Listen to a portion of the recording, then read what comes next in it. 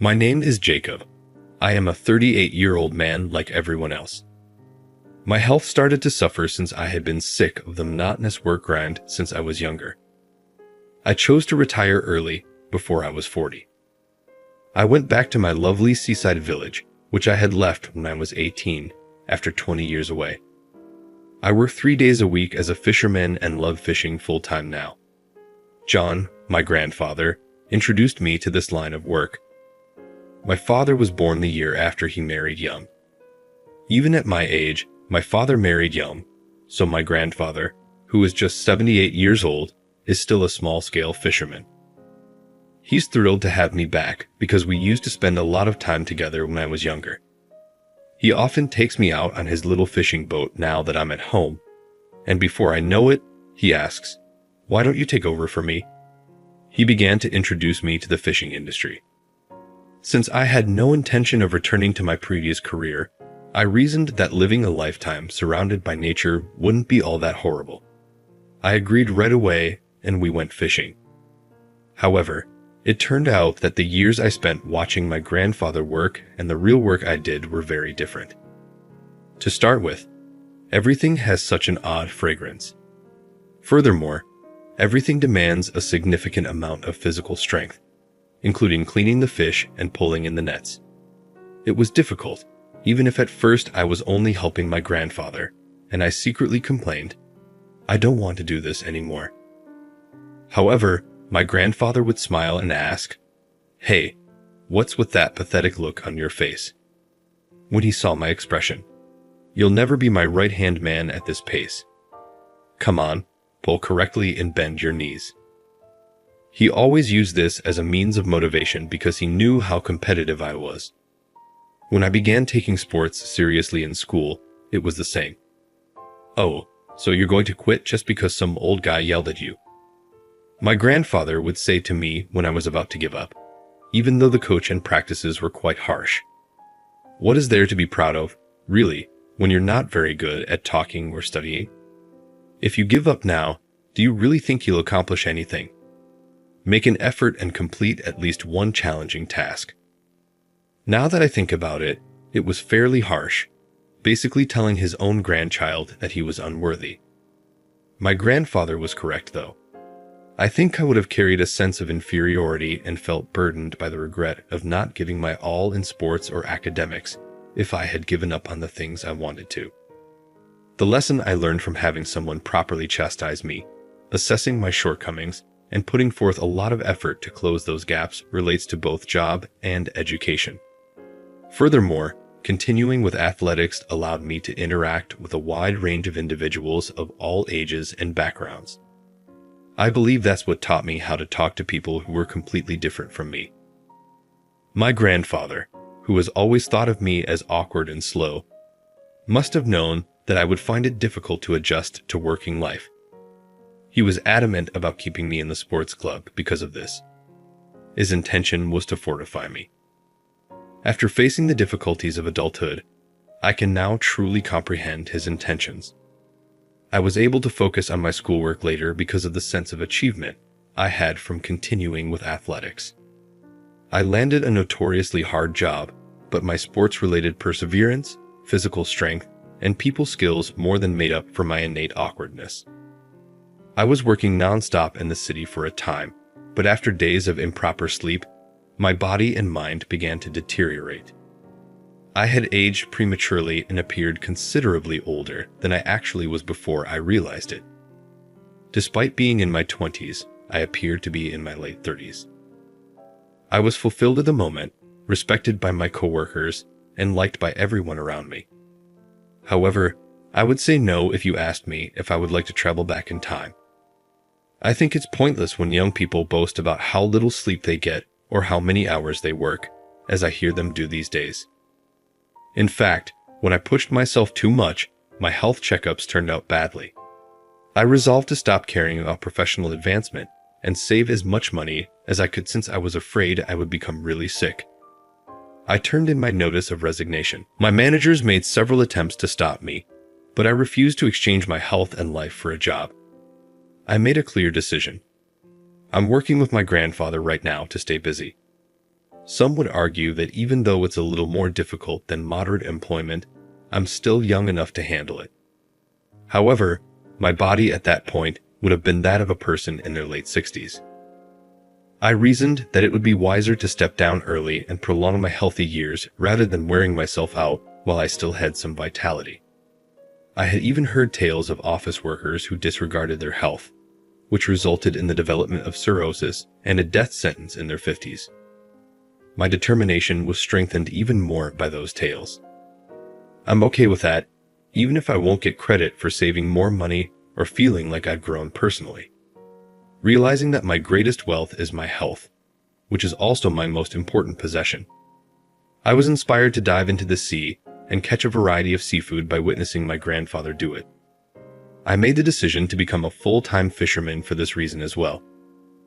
I had to formally become a fisherman by joining the fishing cooperative in order to obtain seafood of that caliber.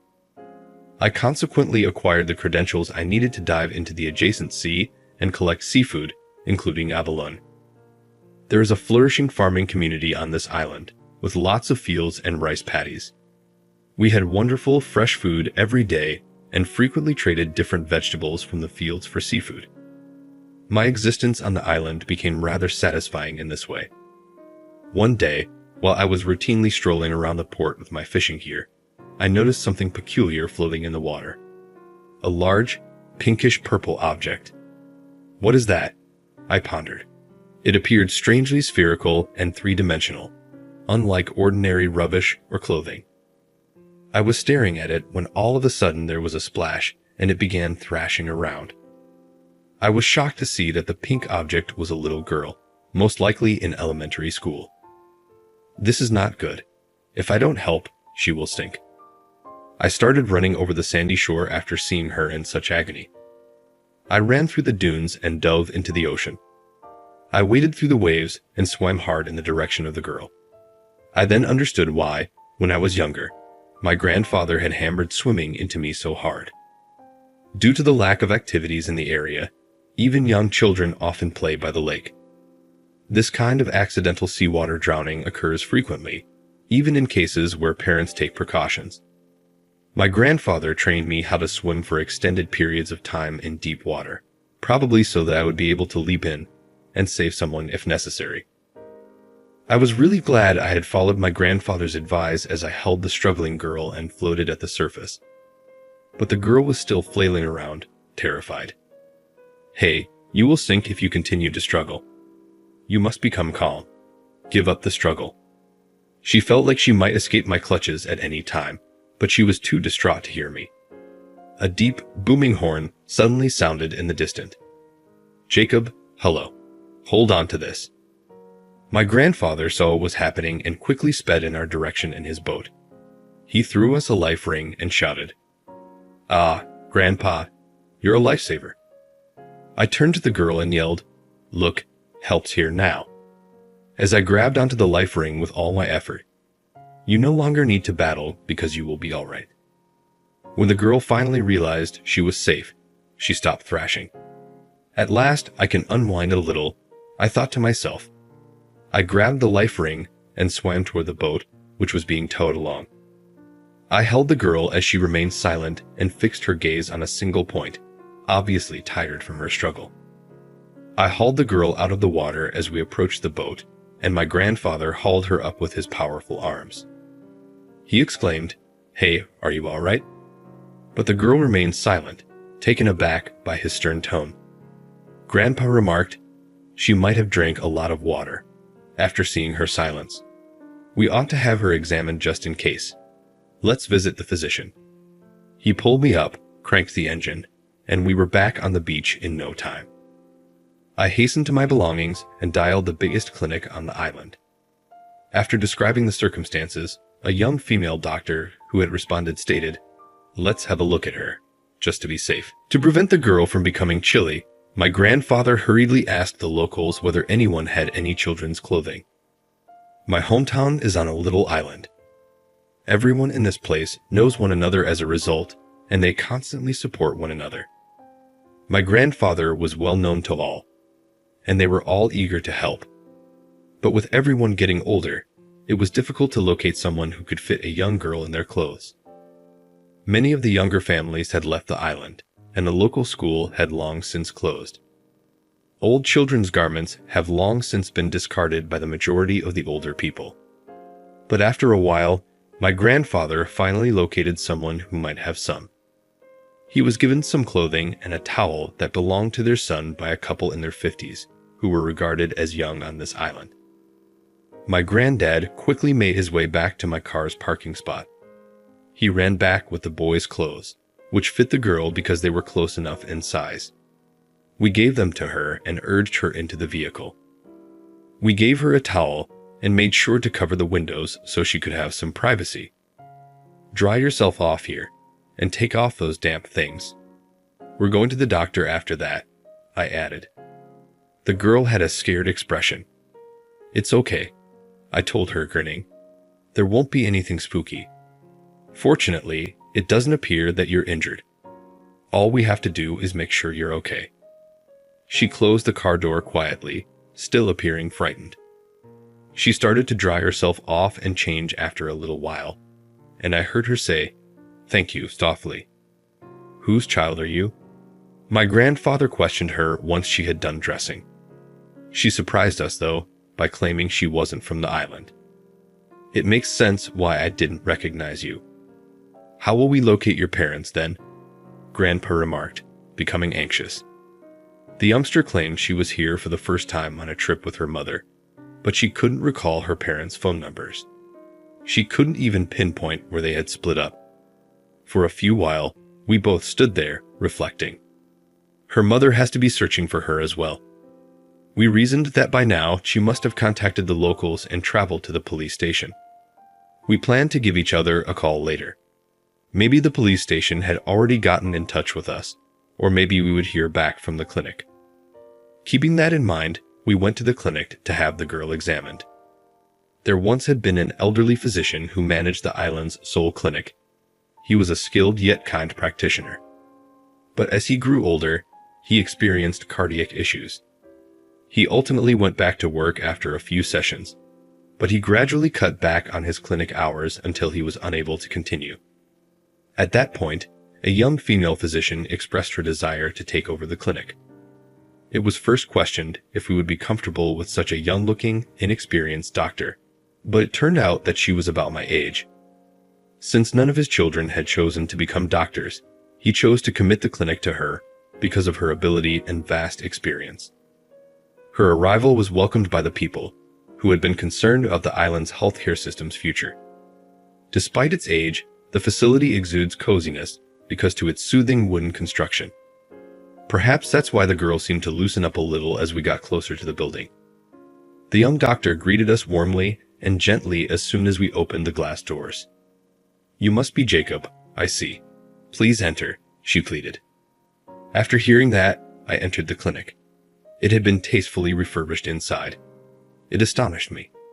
Its big windows and calm wood interior were memories of the place's previous gloomy floors stained black. The old bookshelves had been replaced as well, and were now stocked with senior citizen magazines.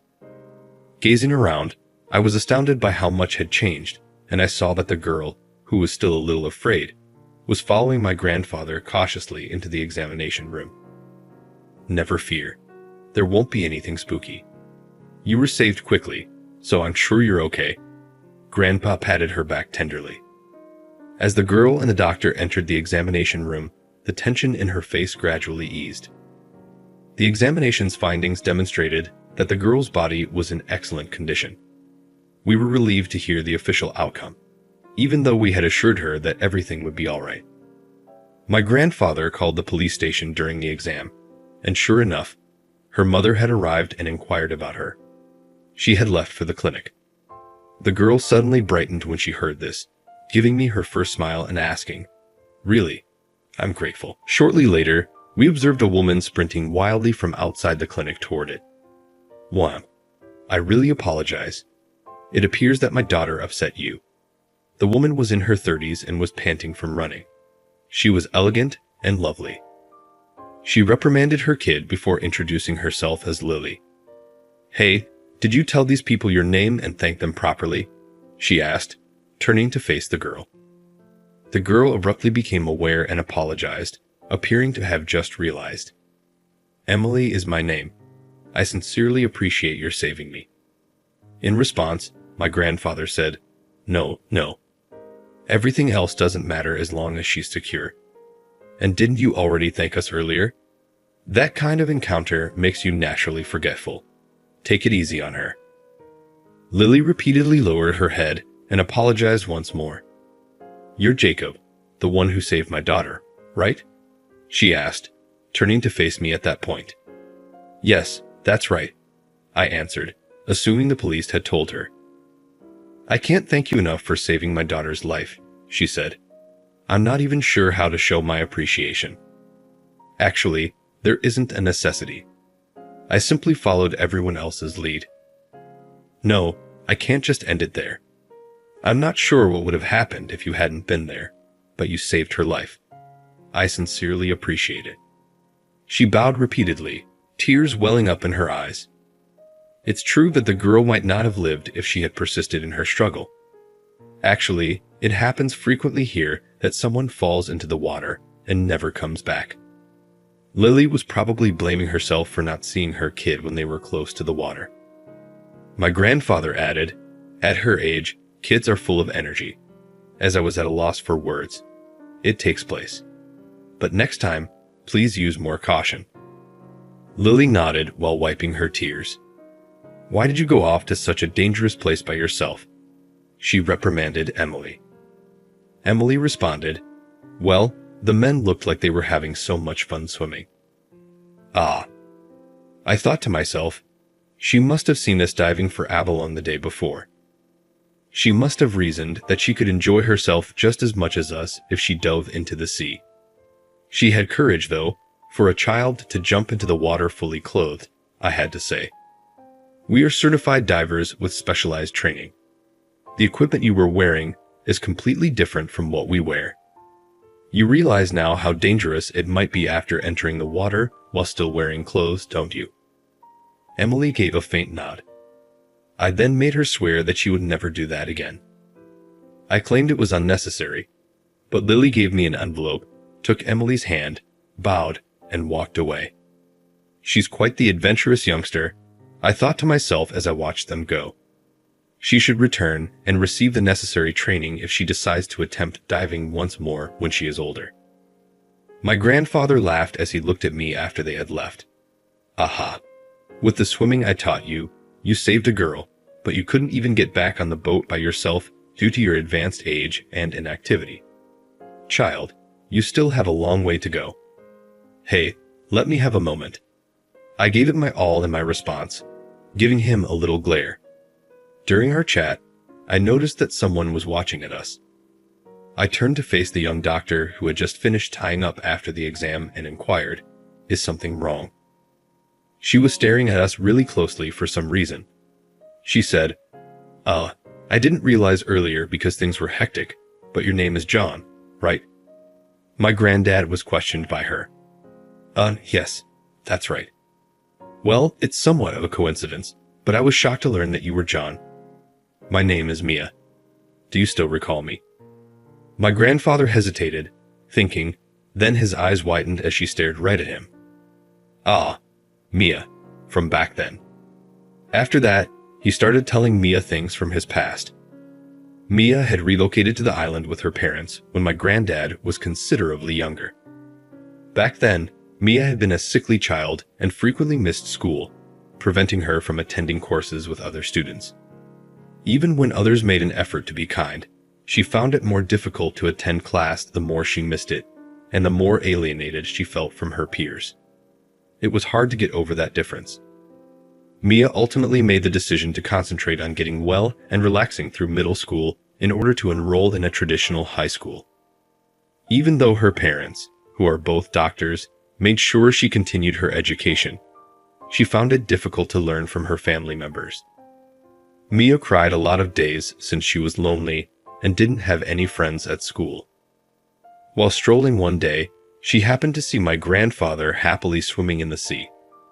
Watching my grandfather swim with such abandon made Mia think, It must be so much fun to swim like that. My granddad waved her over after catching her eye.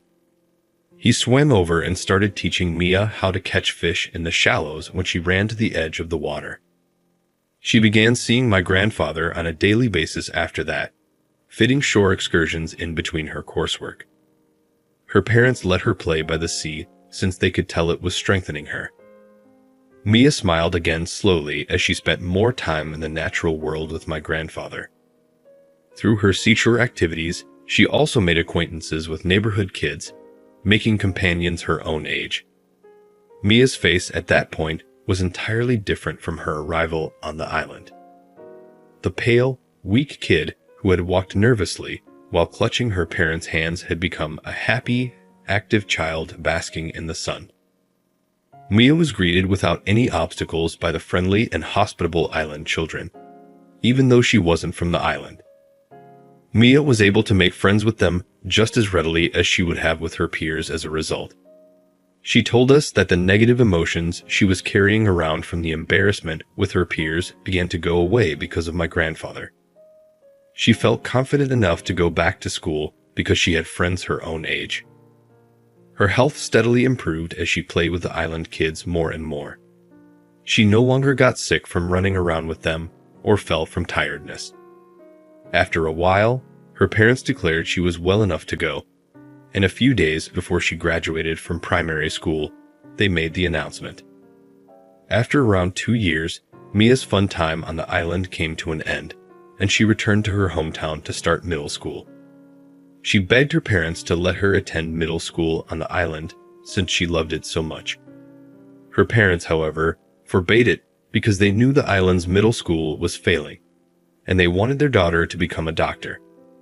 With tears in her eyes, Mia vowed to return to the island eventually. Mia went on to say that my grandfather had given her something more for which she was thankful. She had experienced hopelessness as a young girl, thinking she was forced to follow her parents' instructions. She didn't dislike the notion of being a doctor. Rather, she felt pressured to pursue it because her parents were in the medical field, as though she had no other choice. Even though I had my own will, I couldn't bring myself to say anything because they were my parents, and I didn't want to offend them. It was unimaginable for me to argue with them because I was always respectful and serious, she remarked. My grandfather said to Mia, who had shown dissatisfaction with her desire to become a doctor, "Look, no parent is going to abandon their child just because they get upset during that period. Granted, some parents are bad, but yours don't seem to be one of those. Did they come to this island specifically for you? For it, they even took time off from work. Few parents would go to that extent. Thus, perhaps if you are sincere with them, things will gradually improve. They may not change their wishes, but if you demonstrate your independence, they will see that you are capable of leading a fulfilling life without becoming a doctor. They will comprehend if they truly love you." Inspired by his remarks, Mia informed her parents that she would choose to attend public middle school rather taking the admission tests for private schools. She later made the decision to become a doctor after discovering, via internet research, that there weren't many medical facilities available on the island. My grandfather appeared shocked, not realizing that this was the reason Mia had come back to the island as a physician. Hearing about my grandfather's prior involvement in her life astonished me as well. My grandfather smiled gently and said, "I see, Mia. You really did care about this island. It's true that not much remains on this island, and none of us anticipated the arrival of a young physician. It was a major problem when the previous doctor passed away, and everyone was concerned about what the government would do. I assumed they would just send a doctor who didn't want to be here, at random, from a university hospital. But you're not like that, Mia. In addition to being an accomplished physician, you are always so sweet and smiling with the islanders. You are nothing less than a savior to us. For the good of this island, I thank you for pursuing medical school, but I apologize if we have placed too much pressure on you." Mia shook her head and declared that she knew she had to return to this island, whether or not she became a doctor. Being a doctor was really the only thing she could do here, and she was fine with that because the only jobs available are farming, fishing, and medicine. I'm sorry I cried so much back then, and thank you for always helping me, like that time when I slipped into deep water, or when I tripped over that huge sea cucumber. She continued, her shy but endearing grin on her lips. Thank you so much for that. Mia appeared sincere in her happiness at seeing my grandfather. My grandfather then grinned and remarked, "Oh, and Jacob used to be a doctor too. Jacob, what are your thoughts? Mia is going to have a hard time managing things by herself. What if you occasionally helped her out in the clinic when you took a vacation from fishing?" At the time, Mia was 35 and I was 38, and we were both unmarried. He was making a point, and I understood it when Mia flushed and replied, "It's true that handling emergencies by myself can be difficult, so I'd appreciate any help you can offer." Despite having retired, I ended up continuing my medical practice because I was unable to refuse. Nevertheless, I was happy that my abilities hadn't declined too much. If I had waited a few years after retiring, things could have turned out differently. It might be too late to help in some circumstances if I couldn't do surgery correctly. It seemed to me that a physician who was unable to provide care for patients who were unable to go to the mainland's larger hospital would be of little use. But things weren't as busy here as they were at my last job, so I thought I could handle it. In addition, I was motivated to assist others in need, which is why I accepted my grandfather's recommendation. Even though there were times a year later when it felt like Mia and I were getting someplace, we never went over that boundary. We still collaborate well as good colleagues at the clinic. Even though things didn't work out romantically, I suppose that's just me. Conversely, my grandfather couldn't contain his disappointment and remarked, "Well, that's a shame. I used to believe that my work was over, but having obligations and receiving gratitude every day gives life a true meaning. I now understand why some elderly people want to work for the rest of their lives, even if they work in chain stores or healthcare facilities. Saying thank you to others and trying to bring smiles to their faces are significantly more satisfying than pursuing my own interests on my own. I think I figured out what matters most in life, thanks to my grandfather and Mia. I go back to the small country clinic today, bearing that in mind."